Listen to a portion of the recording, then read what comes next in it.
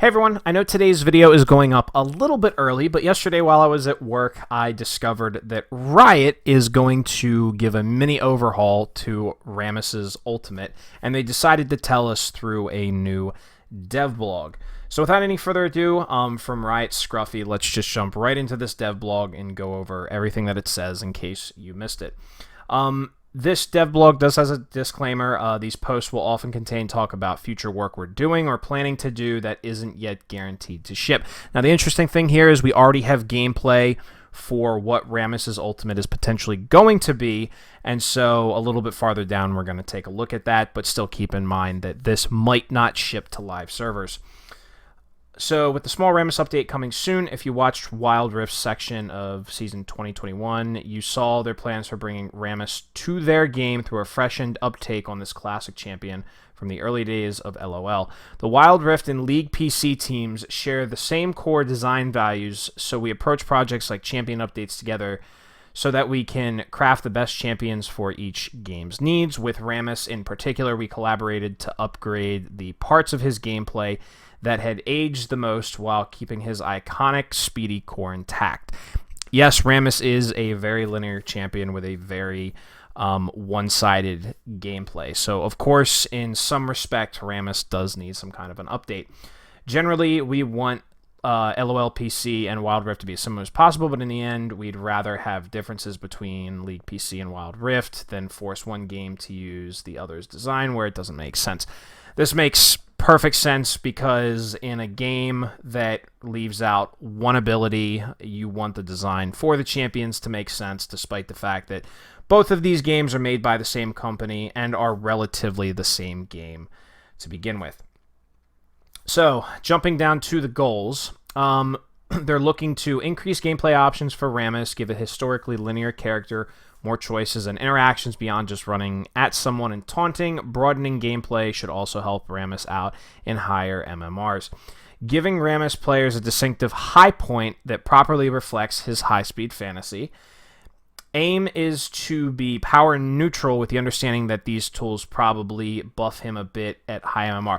So what power neutral means basically is they want to change his core gameplay without changing his skill floor or skill ceiling, which is why they include the buff him a bit at high MMR. So anywhere that is plat and below, Rammus is pretty much going to be the same in terms of learning curve and more advanced gameplay that you would see, whereas at high MMR, more skilled Rammus players would benefit from this. And then improve clarity and satisfaction on both VFX and sound effects. That's pretty self-explanatory. So as we see, the video's been running down here. So the first example that Riot gives us is the R by itself. So what essentially you're seeing is a leap into an AoE area. So this is combining, in my opinion, Warwick and Galio, except unlike Galio and Warwick, these aren't targetable, in Galio's case, on a friendly champion, and on Warwick, Warwick's is a less rewarding, or I should say a more rewarding skill shot than this is, even though it looks like right now from center to the edge, that looks like it could be just within maximum flash range. Now, of course, this is just the beginning, so we're going to have to see how much wider this gets. So then he leaps, lands, and then we get a slow on the AoE. The description will be down here. And then we get the tremors in this area, just like Rammus's old tremors. So if you remember, what this kind of reminds me of is like a reverse of Maokai's Ult Change. So it's like Maokai went from his, and I mean old Maokai, it went from his AoE damage reduction being set in one place to swirling around him. Now we have the opposite, where instead of Rammus's ultimate AoE swirling around him, it's now placed in one area that he lands.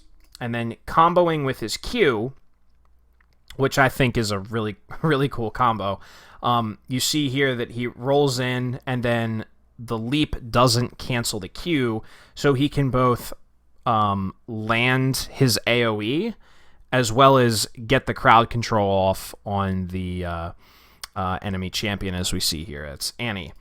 Now, jumping down to the change list, first of all, with his E, like I said, there was going to be a minor tweak in his basic abilities. In this case, it's Puncturing Taunt. Taunt duration is increased by 250% on monsters. This is really going to help his jungling, because when you play Rammus as a jungler, it doesn't start to come online in terms of feeling good with farming until like after somewhere between level 6 and level 9. It's been a little while since I've played Rammus. The cooldown is going up to 12 at all ranks, but since haste is pretty easy to come by, that isn't too bad. The taunt duration is down 0.25 seconds. Now, since Merc Treads gives 30% tenacity, which isn't bad. It's still a big reduction, but between the cooldown and the taunt duration, you're losing a little bit of power early, but the 2 seconds versus the 2.5 at level 5 isn't going to be that big of a deal. And then, of course, they give the little buffer here, trimming some power here to account for his powerful new ultimate. And so for the specific stats of the ultimate, Soaring Slam, Rammus leaps into the air and slams down at a target location, dealing magic damage and slowing enemies for 1 second. If Soaring Slam is cast while Rammus is in Powerball or his Q, enemies near the center are also knocked up and take Powerball's collision damage as well, ending Powerball's effect. So this is a cool synergy, because not only does he get a knock-up from his Q-ult combo, but he also gets 2 instances of damage. So as a tank, that's going to be pretty huge. Rammus also generates 3 additional aftershocks at the target location, each one dealing a small amount of magic damage and refreshing the initial slow. So you'll have 4 instances of slow effects. So unless the champion has flash or cleanse up, it's going to be hard for them to get out of there. Although what's interesting with this is I'm surprised it's not a grounding ability like Poppy Singed in Cassiopeia has, considering the fact that Rammus is very linear.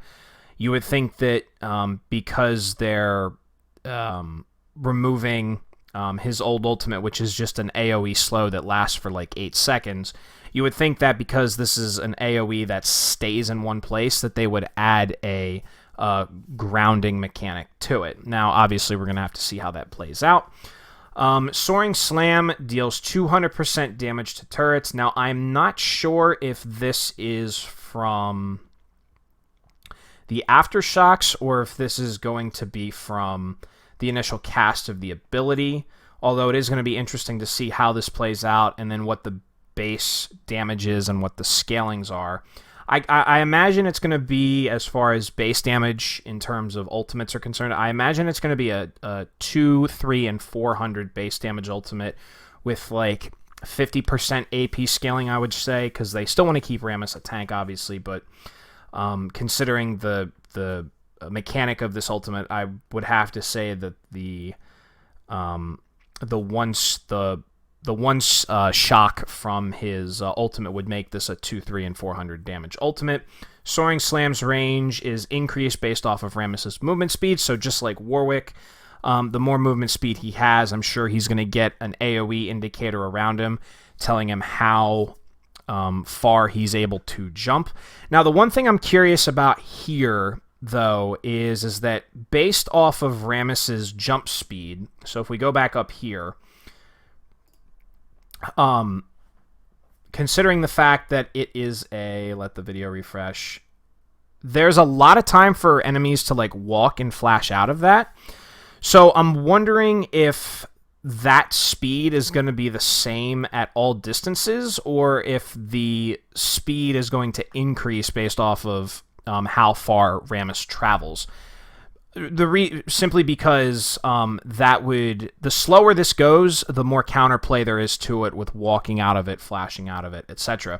Like, for example, Malphite's ultimate, you have to be not frame perfect, but it's a pretty fast ultimate to flash out of, so you have to be ready for the prediction. Otherwise, this seems the cast speed seems a little underwhelming, but we'll have to see what how that plays out when it goes to the PvE.